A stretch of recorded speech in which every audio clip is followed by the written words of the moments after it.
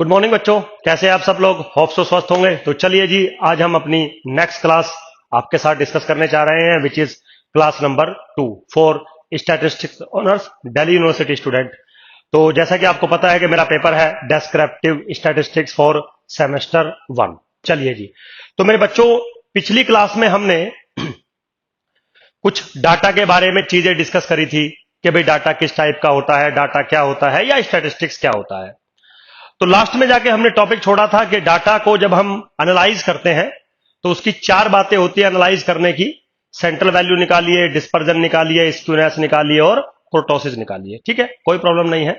तो last class में हमने सेंट्रल वैल्यू के बारे में कुछ ऐसा डिस्कस किया था कि सेंट्रल वैल्यू दो कैटेगरी में निकलती है, न्यूमेरिकल सेंट्रल वैल्यू और पोजिशनल सेंट्रल वैल्यू, या numerical measurement of central value और positional measurement of central value. तो numerical measure of central value क्या क्या थे? Arithmetic mean, geometric mean, harmonic mean. और positional measurement of central value क्या थे? Median and mode. तो मेरे बच्चों, आज की क्लास में हम जो पहला मेजरमेंट था विच इज अर्थमेटिक मीन, उसको आज हम डिस्कस करने जा रहे हैं। चलिए स्टार्ट करते हैं। तो मेरा टॉपिक है मेजर ऑफ सेंट्रल वैल्यू या मेजरमेंट ऑफ लोकेशन। तो लोकेशन भी सेंट्रल वैल्यू का ही सिनोनिम्स है, तो आप ऐसे भी लिख सकते हैं। उसका जो सबसे पहला जो मेरा मेजरमेंट है वो है द मीन, मीन या अर्थमेटिक मीन। ठीक है, मीन या अर्थमेटिक मीन, आप जैसे इसको लिख लीजिए। And be careful, arithmetic mean अलग चीज होती है और एवरेज अलग चीज होती है। ये बात मैंने पिछली क्लास में भी आपको बताया था। एवरेज एक टेंडेंसी होती है, जबकि मीन या अर्थमेटिक मीन उस टेंडेंसी को मेजर करने का वन ऑफ द फॉर्मुलेशन होता है, और बहुत सारे फॉर्मुलेशन हमारे वर्क करते हैं। ठीक है बेटा, चलिए। तो अब सबसे पहली बात आती है कि सर अर्थमेटिक मीन कैसे डिफाइन होगा। सबसे पहले तो अर्थमेटिक मीन करेगा क्या? अर्थमेटिक मीन आपको एवरेज वैल्यू रिप्रेजेंट करेगा ऑफ द डाटा, या सेंट्रल वैल्यू रिप्रेजेंट करेगा ऑफ द डाटा। कोई प्रॉब्लम नहीं है बिल्कुल भी। ठीक है, तो अर्थमेटिक मीन जो है ये चीजें प्रोवाइड करता है। अब अर्थमेटिक मीन डिफाइंड कैसे होगा? चलिए, क्या देगा वो तो हमें पता लग गया, how we define the arithmetic mean. तो चलिए, अर्थमेटिक मीन की क्या डेफिनेशन रहेगी, ये इस बात पे डिपेंड करेगा कि डाटा किस फॉर्मेट में है। तो सबसे पहले तो अर्थमेटिक मीन जो है वो एक न्यूमेरिकल मेजरमेंट है सेंट्रल वैल्यू का। तो आपके पास एक न्यूमेरिकल डाटा होना चाहिए। तो डाटा मेरे पास दो तीन टाइप का होता है फ्रीक्वेंसी के अंदर। भाई जैसे तो दो तो ब्रॉड कैटेगरी हो गई, एक फ्रीक्वेंसी डाटा और एक प्रोबेबिलिस्टिक डाटा। अब अगर हम फ्रीक्वेंसी डाटा में आते हैं तो इसकी दो कैटेगरी होगी, एक न्यूमेरिकल डाटा और एक पोजिशनल डाटा। अब जो न्यूमेरिकल डाटा है उसमें भी कुछ कुछ कैटेगरी टाइप की होती है, जैसे आपका डाटा डिस्क्रीट डाटा है या आपका डाटा कॉन्टिन्यूअस डाटा है। कोई प्रॉब्लम नहीं है, डिस्कस करेंगे। डिस्क्रीट में भी दो कैटेगरी होती है कि आपका डिस्क्रीट डाटा विद फ्रीक्वेंसी है या आपका डिस्क्रीट डाटा विदाउट फ्रीक्वेंसी है। फ्रीक्वेंसी का मतलब होता है कि number of repetition of some observations. बहुत बार ऐसा होता है मेरे बच्चों कि डाटा के अंदर कुछ ऑब्जर्वेशंस रिपीट होती रहती है, जैसे 1 1 1 1 1 100 टाइम्स 1, सपोज फॉर एग्जांपल। तो आप बार बार 1 नहीं लिखोगे, आप क्या लिखोगे? 1 के कोरस्पॉन्डिंग फ्रीक्वेंसी लिख दोगे 100। तो इसका मतलब यही रहेगा कि जो मेरा 1 ऑब्जर्वेशन है वो 100 टाइम्स रिपीट हुई है डाटा के अंदर, that is called the frequency. तो बहुत बार ऑब्जर्वेशंस रिपीटेड नहीं होती तो उसको विदाउट फ्रीक्वेंसी कहते हैं, और बहुत बार ऑब्जर्वेशंस रिपीट होती हैं उसको हम विद फ्रीक्वेंसी कहते हैं। लेकिन दोनों ही जो डाटा है मेरे वो डिस्क्रीट टाइप के माने जाते हैं। ऐसे ही कंटिन्यूअस टाइप के डाटा भी हमारे पास होते हैं, उनको भी डील करेंगे। तो सबसे पहले हम ले लेते हैं डाटा। पहला केस डाटा को लेके, फर्स्ट वाला क्या है?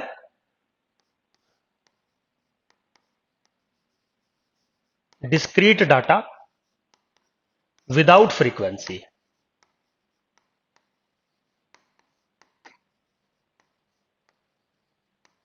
ठीक है बेटा, डिस्क्रीट डाटा है विदाउट फ्रीक्वेंसी। तो कैसे लिखा जाता है डिस्क्रीट डाटा?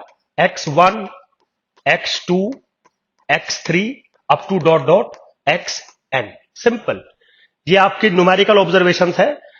जिनको मैं रिप्रेजेंट कर रहा हूं x1, x2, x3, xn से, कोई प्रॉब्लम नहीं है, बिल्कुल वेरी इजी। फ्रीक्वेंसी नहीं है, डिस्क्रीट डाटा है। डिस्क्रीट का मतलब होता है in mathematics, in statistics, everything which is countable is called discrete. कोई दिक्कत नहीं है। तो काउंट में कर रहा हूं, x1 एक ऑब्जर्वेशन है, x2 एक ऑब्जर्वेशन है और डॉट डॉट xn एक ऑब्जर्वेशन है। तो यहां पे अगर अर्थमेटिक मीन, जो कि मेरा टॉपिक है, कैसे डिनोट करते हैं, x बार। कुछ लोग कैसे डिनोट करते हैं, स्मॉल x बार। आप जैसे आप रिप्रेजेंट करिए।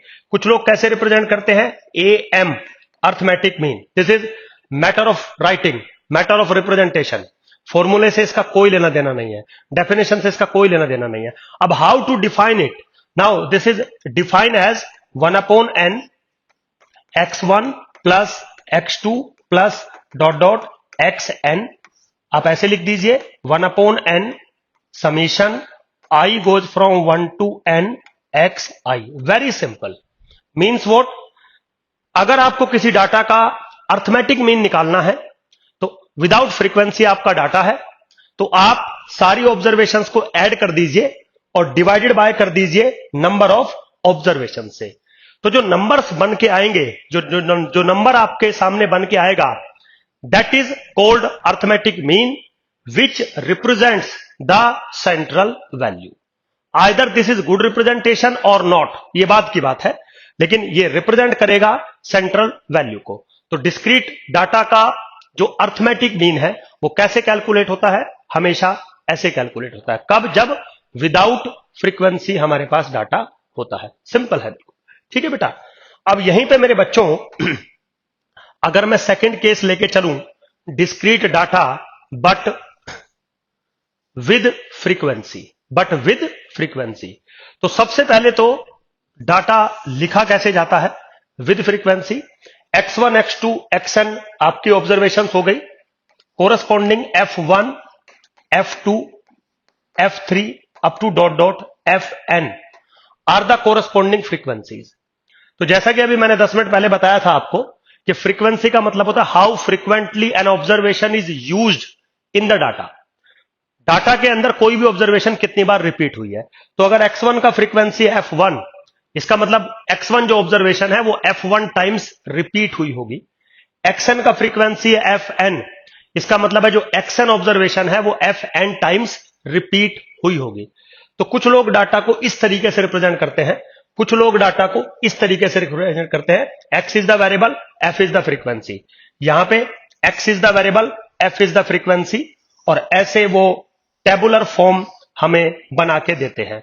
तो डाटा को टेबल में रिप्रेजेंट करने के बहुत सारे तरीके हो सकते हैं। एक तरीका ये है, दूसरा तरीका ये है, आप ऐसे रिप्रेजेंट कर सकते हैं x1, x2 dot dot xn, f1, f2 dot dot fn। This is a matter of writing. इससे कोई स्टैटिस्टिक्स को कोई खास फर्क नहीं पड़ना है। अगर आपको लाइंस बचानी है, आपको पेपर बचाना है, तो डाटा को रिप्रेजेंट करने का एक अनदर तरीका यह भी होता है जो सबसे बेस्ट माना जाता है, which is xi oblique fi। i goes from 1 2 3 up to dot dot n। एक तरीका मेरे बच्चों ये भी होता है। मैं जनरली इस तरीके को यूज करता हूं। भाई मुझे तो अपनी बात आपको समझानी है ना कि मेरा डाटा क्या है, तो मैं ऐसे लिखूं, मैं ऐसे लिखूं या मैं ऐसे लिखूं, डजंट मैटर। तो एक फ्रीक्वेंसी डाटा की अब बात आ रही है। फ्रीक्वेंसी डाटा भी डिस्क्रीट डाटा का ही पार्ट है, बट ये विद फ्रीक्वेंसी होता है।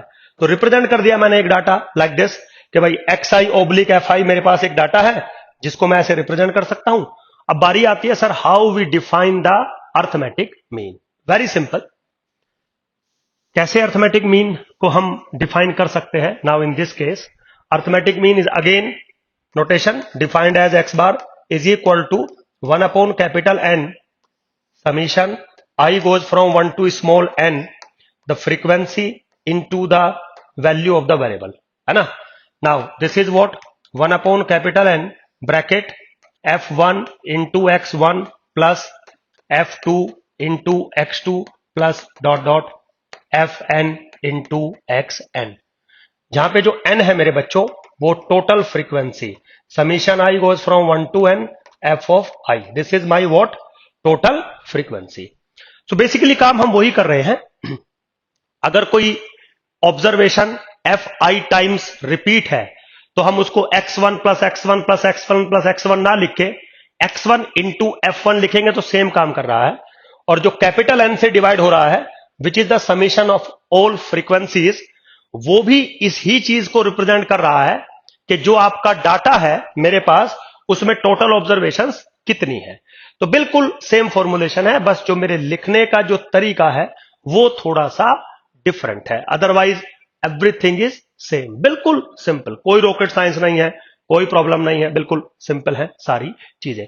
एक छोटा सा न्यूमेरिकल क्वेश्चन ले लेता हूं, हालांकि इतना बेसिक न्यूमेरिकल क्वेश्चन टीचर को नहीं लेना चाहिए, बट फिर भी बच्चे हो आप, ऐसे ले लेता हूं।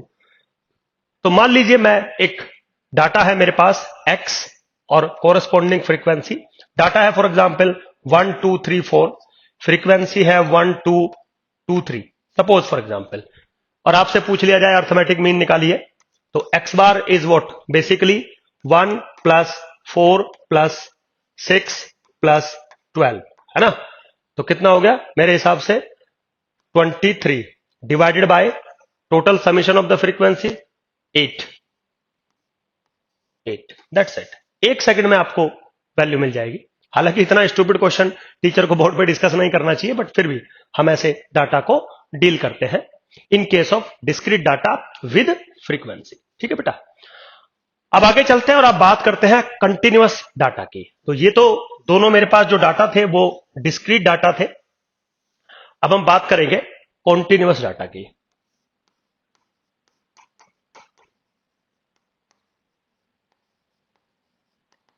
इसको कुछ लोग क्लास इंटरवल डाटा भी कहते हैं। क्या कहते हैं? क्लास इंटरवल डाटा भी कहते हैं। इन मैथमेटिक्स और इन स्टैटिस्टिक्स कॉन्टिन्यूअस का मतलब होता है which is in the form of interval और uncountable. Some writers call it is uncountable और इन इंटरवल फॉर्म। ठीक है, तो यहां पे जो वेरिएबल होगा, देखिए फ्रीक्वेंसी कभी कंटिन्यूअस नहीं हो सकती, जो वेरिएबल की वैल्यू है वो कंटिन्यूअस हो सकती है, बिल्कुल सिंपल है। तो अगर कॉन्टिन्यूअस टाइप का डाटा होगा तो कुछ इस तरीके से लिखा जाएगा, क्लास इंटरवल और corresponding frequency F. For example ऐसे क्लास इंटरवल ले लेगा 0 to 10, 10 to 20, 20 to 30, 30 to 40। For example 0 to 10 का फ्रीक्वेंसी है 3, 10 to 20 का फ्रीक्वेंसी है सपोज 5, 20 to 30 का फ्रीक्वेंसी है फिर 3, और 30 to 40, दिस इज 30 to 40, 32 का 40 का फ्रीक्वेंसी है 2 सपोज फॉर एग्जाम्पल। तो this type of data is called continuous data. कोई प्रॉब्लम नहीं है, सिंपल है, वेरी इजी। अब सवाल ये आता है कि सर अगर डाटा कंटिन्यूअस है तो हम अर्थमेटिक मीन कैसे डिफाइन करेंगे, क्योंकि अर्थमेटिक मीन का मतलब है नंबर ऑफ ऑब्जर्वेशंस का सम कर दीजिए डिवाइडेड बाय दैट नंबर।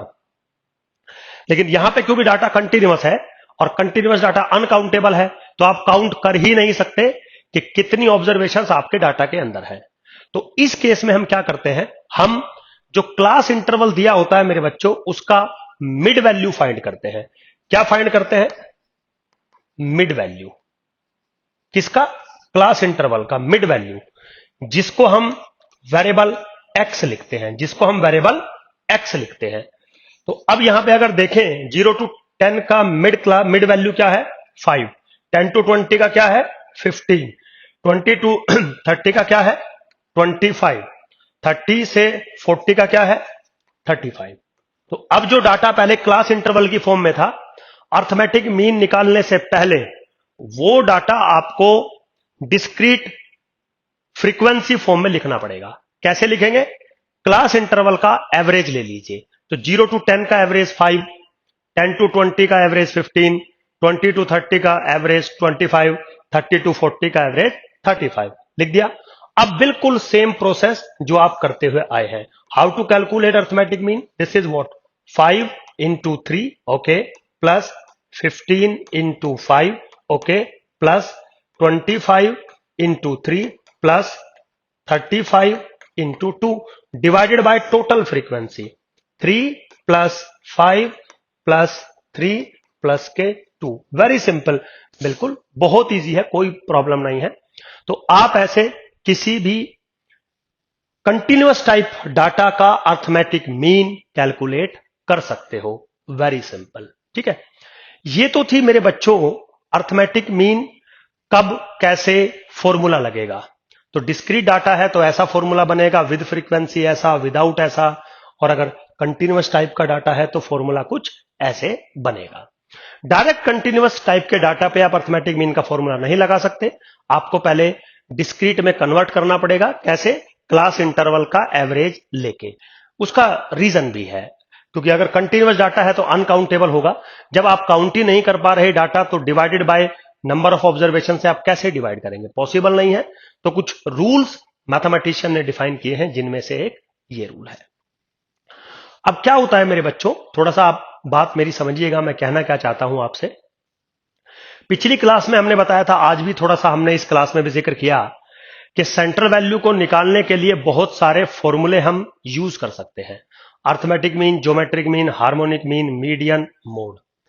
अब ये 5 जो फॉर्मूलाज हैं, क्या इन पांचों से डाटा की जब आप न्यूमेरिकल वैल्यू निकालेंगे तो सबसे न्यूमेरिकल वैल्यू सेम आएगी? नहीं, डिफरेंट डिफरेंट वैल्यूज आ सकती है। तो सवाल ये आता है कि अगर डिफरेंट डिफरेंट वैल्यूज आ सकती हैं तो कौन सी वैल्यू एक गुड रिप्रेजेंटेशन देगी मेरी सेंट्रल वैल्यू का?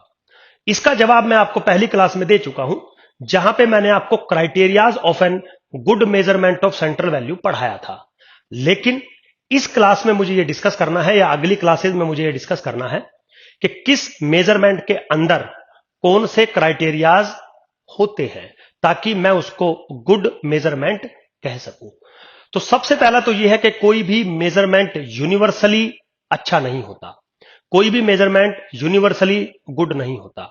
अगर एक मेजरमेंट लाइक अर्थमेटिक मीन सबसे अच्छा होता तो बाकियों को हमें पढ़ने की जरूरत होती ही नहीं।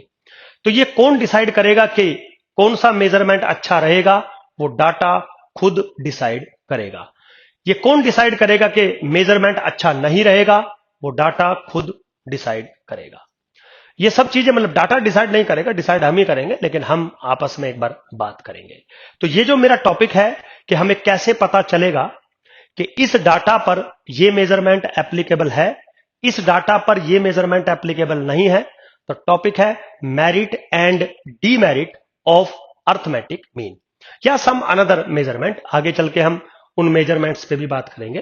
तो मेरिट और डीमेरिट का मतलब होता है, मेरिट मतलब अच्छी बातें, अच्छी बातों का मतलब है कि इस टाइप के डाटा पर arithmetic mean is better than any other measurement for central value.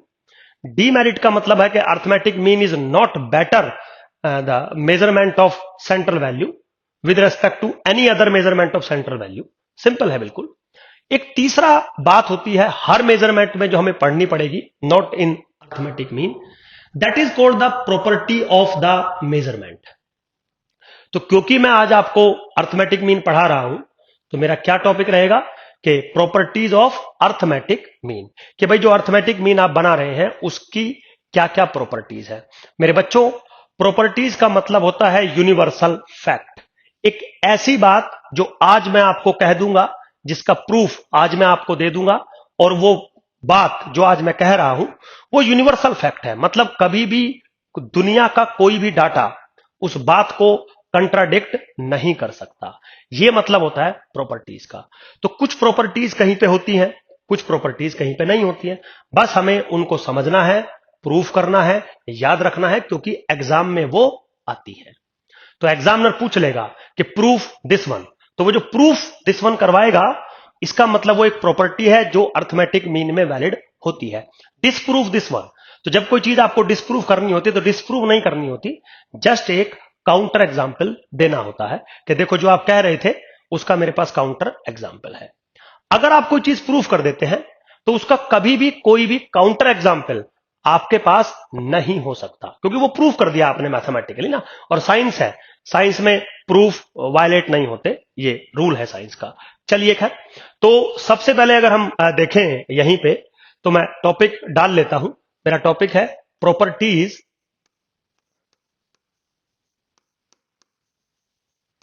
Of arithmetic mean. ठीक है जी।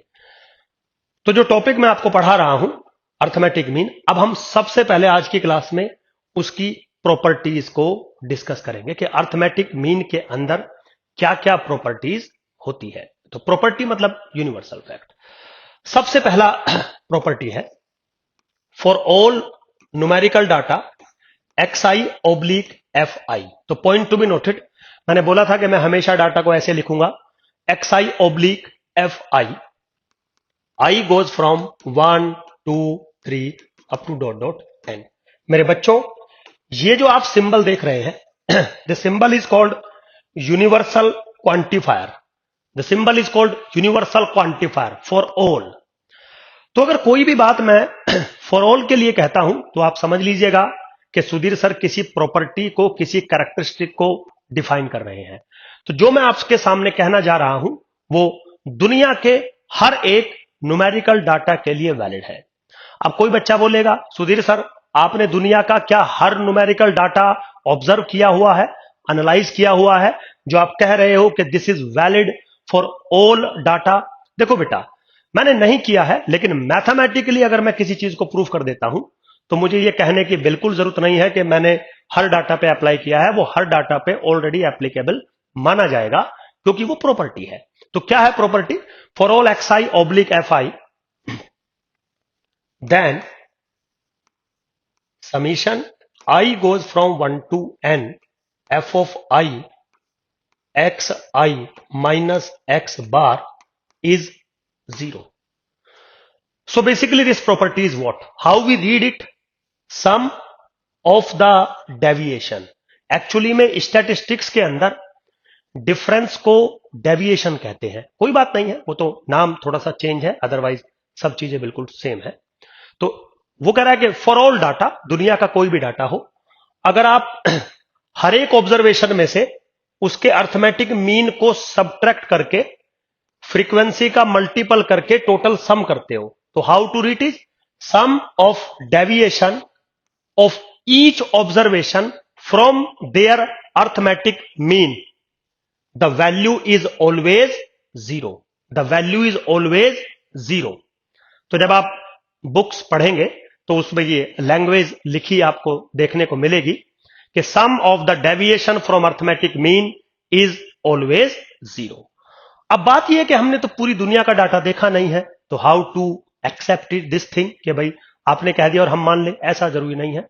तो मेरे बच्चों, इसका प्रूफ आता है और इसका प्रूफ एग्जाम में भी आता है, समझ गए? तो बिल्कुल सिंपल है प्रूफ। कैसे कर सकते हैं?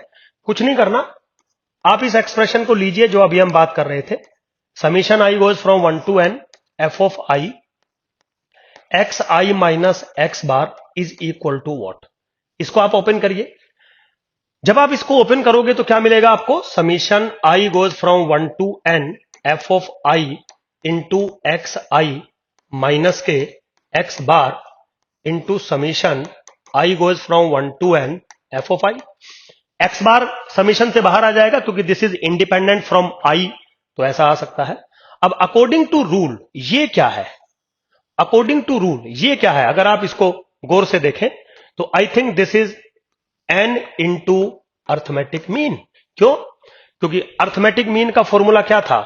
अर्थमेटिक मीन का फॉर्मूला था 1 upon n summation i goes from 1 to n f of i into x i. तो n की मल्टीप्लाई अगर मैं यहां कर दूंगा तो समीशन एफ आई एक्स आई किसके बराबर बनेगा? n इंटू एक्स बार। तो बन गया। Now minus this is what? X bar into n, क्योंकि ये तो n के बराबर है। जब आप कैंसिल आउट करोगे तो वैल्यू क्या मिलेगी?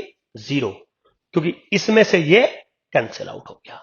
वेरी सिंपल, कोई टिपिकल टास्क नहीं है, बस आपको प्रूफ आना चाहिए। तो पहली प्रॉपर्टी क्या हुई अर्थमेटिक मीन की? कि sum of the deviation from arithmetic mean whatever be the data is always 0। Very simple, कोई प्रॉब्लम नहीं है। ठीक है, चलिए जी, अब हम मेरे बच्चों सेकंड प्रॉपर्टी पे आते हैं।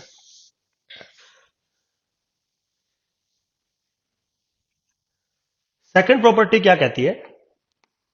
For all x I oblique F I, I goes from 1 to n. Summation I goes from 1 to n f of I x I minus a का whole square is minimum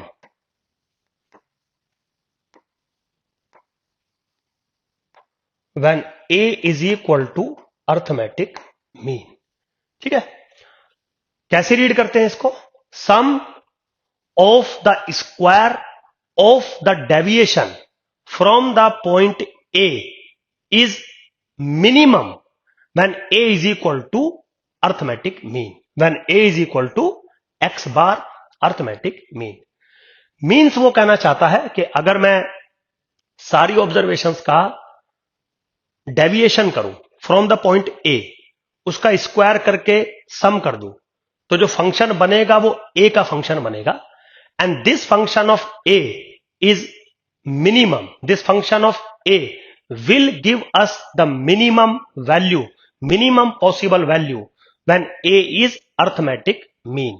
Means आप इसको ऐसे भी कह सकते हो. कैसे? Summation I goes from 1 to n f of I x I minus x bar का whole square is always less than equal to summation I goes from 1 to n f of I x I minus a का whole square for all a belongs to real number. आप कोई भी a ले लीजिए, जो sum of the square of the deviation है from arithmetic mean, वो confirm minimum बनेगा. मिनिमम क्यों? This is always less than equal to whatever be a. ठीक है बेटा, तो बिल्कुल सिंपल है, लेकिन मेरे कहने से सिंपल नहीं हो जाती चीजें. आपको इसका प्रूफ देना पड़ेगा. आपको यह शो करना पड़ेगा कि sum of the square of the deviation from arithmetic mean is minimum. कैसे शो कर सकते हैं? आप इसको फंक्शन मान लीजिए a का और मैथमेटिकली इसको मिनिमाइज करने की कोशिश करिए और यह दिखा दीजिए कि इसकी मिनिमम वैल्यू तब मिलेगी जब a की वैल्यू x बार के बराबर होगी. अब कैसे करते हैं मैक्सिमम और मिनिमम? आपको शायद पता होगा. Derivative put it equal to 0, double derivative positive तो ऐसा, नेगेटिव तो ऐसा. नेगेटिव होता है तो मैक्सिमा होता है, पॉजिटिव होता है तो मिनिमा होता है, और अगर इक्वल 0 होता है डबल डेरिवेटिव तो सैडल पॉइंट होता है. चलिए ये बाद की बात है, फिलहाल यहां देख लेते हैं. तो अब बारी आती है इसके प्रूफ की. ठीक है, अब ये मिनिमाइज जो होगा मुझे इसका प्रूफ देना है बेटा. ठीक है जी, सिंपल है बिल्कुल. तो सबसे पहले मैंने मान लिया let g of a is nothing but summation I goes from 1 to n f of I x I minus a का होल स्क्वायर बेटा. ठीक है, तो जो मैं कह रहा था ना कि जिस फंक्शन को मुझे मिनिमाइज करना है विद रेस्पेक्ट टू a, उसको मैंने फंक्शन बना लिया as a function of a. ga, I call this ga. तो ga is what? Sum of the square of the deviation from point a. अब आपको अगर इसको मैक्सिमाइज या मिनिमाइज करना है तो आपको डेरिवेटिव करना होगा, डबल डेरिवेटिव करना होगा. तो सबसे पहले अगर आप इसका डेरिवेटिव करें, बिल्कुल सिंपल है, कोई प्रॉब्लम नहीं है. Derivative with respect to a अगर आप करें, so this is summation I goes from 1 to n f of I into 2 times x I minus a into minus 1. ठीक है, नाउ अगर आप इसको डबल डेरिवेटिव करें विद रिस्पेक्ट टू a, तो this is nothing but 2 times minus के बाहर summation f of I goes from 1 to n into minus के 1. Now this is 2 into capital N which is positive. ठीक है, लेकिन करते क्या है? सिंगल डेरिवेटिव को 0 पुट करते हैं. तो सिंगल डेरिवेटिव को जब आप 0 पुट करोगे, बिल्कुल सिंपल है, क्या आपको मिलेगा?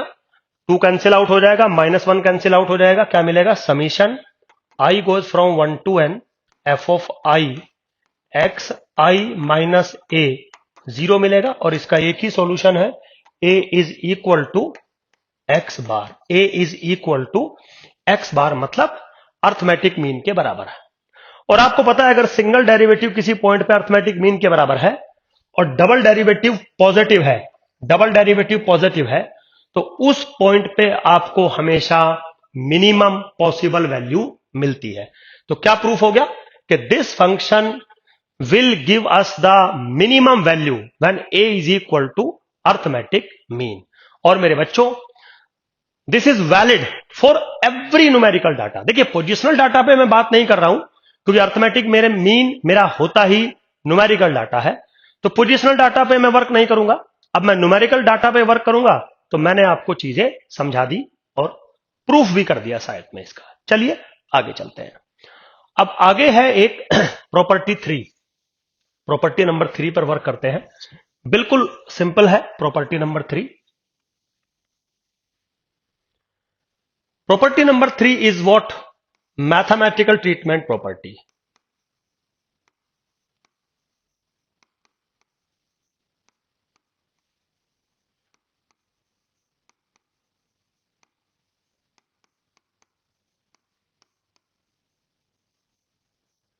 ठीक है बेटा. Now property number 3 is nothing but mathematical treatment property. अब सवाल ये आएगा, सर मैथमेटिकल ट्रीटमेंट प्रॉपर्टी होता क्या है? वेरी सिंपल, बिल्कुल. देखिए बच्चों, हमारा काम था स्टैटिस्टिक्स में डाटा को एनालाइज करना, साइंटिफिकली डाटा को एनालाइज करना. तो साइंटिफिकली अगर आप डाटा को एनालाइज करेंगे, तो मान लीजिए एक डाटा है आपके पास, एक ग्रुप है आपके पास, डाटा है जिसमें कुछ ऑब्जर्वेशंस हैं और उसका अर्थमेटिक मीन आपको पता है. एक दूसरा डाटा है जिसमें कुछ ऑब्जर्वेशंस हैं और उसका अर्थमेटिक मीन पता है आपको. वो कह रहा है कि without combining these two data can we calculate the combined measurement like arithmetic mean. Can we calculate the combined arithmetic mean without combining the data. Be careful. तो वो कहता है कि अगर आपके पास एक डाटा है, सपोज उसके अंदर कुछ ऑब्जर्वेशंस हैं n1, सपोज n1 ऑब्जर्वेशंस हैं, और उसका अर्थमेटिक मीन है डाटा का x1 बार. दूसरा डाटा है आपके पास जिसमें n2 ऑब्जर्वेशंस है और अर्थमेटिक मीन है x2 bar, suppose for example. So can we calculate the combined या compound arithmetic mean without combining the data? अगर आप ऐसा कर सकते हैं तो मैथमेटिकल ट्रीटमेंट प्रॉपर्टी सेटिस्फाई मानी जाती है, और अगर आप ऐसा नहीं कर सकते तो मैथमेटिकल ट्रीटमेंट प्रॉपर्टी सेटिस्फाइड नहीं मानी जाती. Very simple. ठीक. तो आंसर है यस, मैं without combining the data combined arithmetic mean calculate कर सकता हूं. अब सवाल यह आएगा, अगर सर कर सकते हो तो कैसे? तो मेरे बच्चों, कंपाउंड या combined arithmetic mean x bar is calculated as n1 x1 bar plus n2 x2 bar divided by n1 plus n2. कोई प्रॉब्लम नहीं है. तो क्या कह रहा है? अगर आपको कंबाइंड या कंपाउंड अर्थमेटिक मीन निकालना है दो डाटा का, तो कुछ मत करिए, पहले डाटा का साइज इनटू उसका अर्थमेटिक मीन प्लस दूसरे डाटा का साइज इनटू उसका arithmetic mean divided by total size. आप कर दीजिए, आपको कंबाइंड या कंपाउंड अर्थमेटिक मीन मिल जाएगा. अब कोई बच्चा ये मुझसे कहेगा कि सुधीर सर, आपको कैसे पता चला कि ये ही फॉर्मूला है टू कैलकुलेट द कंपाउंड या कंबाइंड अर्थमेटिक मीन निकालने का?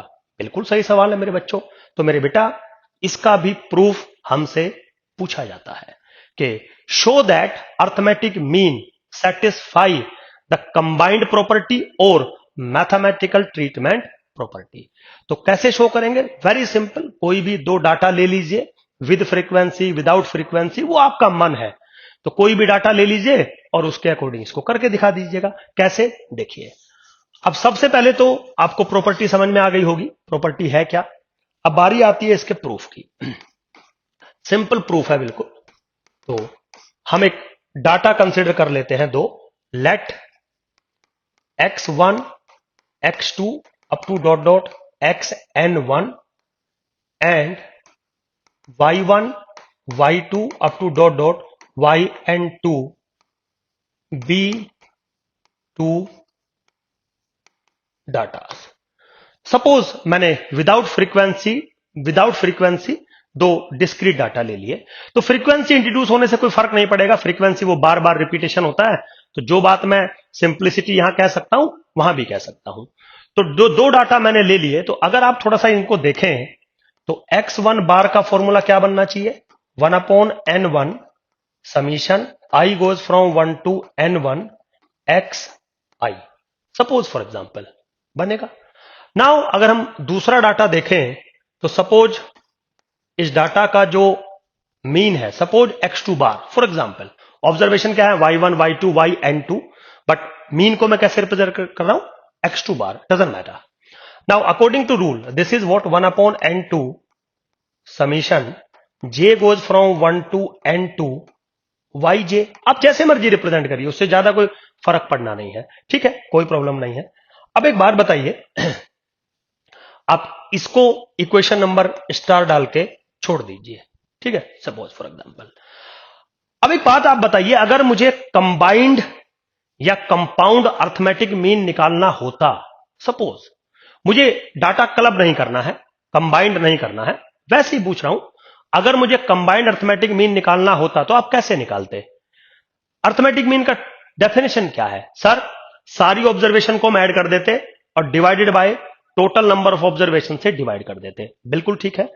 तो अगर विदाउट कंबाइनिंग में करना चाहूं compound arithmetic mean which is x बार, तो कैसे करता मैं, x1 plus x2 plus x3 plus dot dot xn1 plus y1 plus y2 plus y3 plus dot dot yn2 divided by n1 plus n2। आराम से समझिए, रूल तो यही है, डेफिनेशन तो यही है कि भाई आप सिस्टम को कैसे डिफाइन करेंगे, भाई ऐसे डिफाइन करेंगे x1 plus x2 plus xn1 y1 plus y2 plus yn2 divided by n1 plus n2, सबको ऐड कर दिया, divided by total number of observation. अब अगर इस फॉर्मूले को देखें, इस वाले पार्ट को देखें और इसको यहां से लिंक करें, तो इसकी जो वैल्यू बन रही है वो n1 इंटू x1 बार बन रही है, प्लस ये जो दूसरे वाला जो पार्ट है इसको अगर आप देखें तो this is n2 into x2 बार बन रहा है, divided by n1 plus n2, that's it. यही मेरा फॉर्मुलेशन था, वेरी इजी। अब हो सकता है इसका प्रूफ आप किसी दूसरे तरीके से कर लें, डाटा किसी दूसरे तरीके से रिप्रेजेंट कर दें, डजंट मैटर, उससे कोई फर्क नहीं पड़ना है। लेकिन करना क्या है, without combining two different datas can we calculate the combined arithmetic mean? Answer है yes. How to calculate? We calculate like this, very simple, ठीक है बेटा। अब कोई बच्चा बोलेगा कि सुधीर सर जैसे आप 2 डाटा पे ये काम कर रहे हैं, क्या 3 डाटा पे ये कर सकते हैं, क्या 4 डाटा पे कर सकते हैं? मेरे बच्चों, ये हम बहुत सारे डाटाज पर कर सकते हैं। तो अगर जितने भी डाटाज हैं सब में रूल यही लगेगा जो आपके सामने लिखा है, ठीक है भाई। अगर 2 डाटा पे आप कर सकते हो तो बहुत सारे डाटा पे भी कर सकते हो आप। तो मान लीजिए आपके पास एक डाटा है n1 x1 बार, दूसरा डाटा है साइज है n2, मीन है x2 बार, तीसरा डाटा है n3 x3 bar up to dot dot nk xk bar, मतलब k डाटाज हैं आपके पास। तो कंपाउंड मीन जो बनेगा that is n1 x1 bar plus n2 x2 bar plus n3 x3 bar plus dot dot nk xk bar divided by n1 plus n2 plus dot dot nk। बिल्कुल simple, एकदम very easy. लेकिन मेरे बच्चों, ये जो 3 property मैंने आपको समझाई हैं, इनके प्रूफ एग्जाम में आ जाते हैं।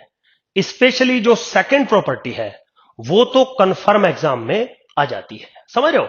तो मेरा कंसर्न ये है कि जैसे मैं पिछली क्लास में भी बोलता हूं, अगर आपको वाकई में स्टैटिस्टिक्स में कैरियर बनाना है, बहुत अच्छा कैरियर है स्टैटिस्टिक्स में, आपका बेसिक जो नॉलेज है वो सॉलिड होना चाहिए। आप चीजों को रटे नहीं, आप चीजों को समझे, ठीक है बेटा।